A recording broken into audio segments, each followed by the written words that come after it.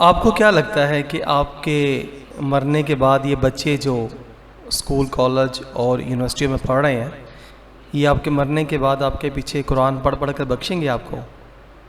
یا رشتہ دار جو ہیں جن کے لیے آپ دن رات ایک ہی میں آنا جانا لگا رہتا ہے، کھابے شابے سارا کچھ چل رہا ہے، آپ کے مرنے کے بعد یہ آپ کے لیے صدقہ خیرات کریں گے؟ او بابا ایسا کچھ بھی نہیں ہے، یہ اپنے آپ کو دھوکہ دے رہے ہیں آپ لوگ۔ اپنے بچوں کو دین سکھائیں، دین سکھائیں، دین سکھائیں۔ انشاءاللہ العزیز جب دین سکھائیں گے تو پھر دین ہی ان کے اندر آپ کی محبت، آپ کا ادب اور آپ کی بات ماننے کا جذبہ پیدا کرے گا، ہے نا؟ مگر افسوس کی بات ہے کہ ہم سب کچھ جانتے ہوئے بھی اس خوش فہمی میں زندگی بسر کر رہے ہیں۔ آج جب آپ کے بچے آپ کی بات نہیں مانتے تو کل وہ آپ کے لیے کیا بھر کے بخشیں گے، کیا نیک کام کریں گے، کیا صدقہ خیرات کریں گے؟ سوچیں تو صحیح۔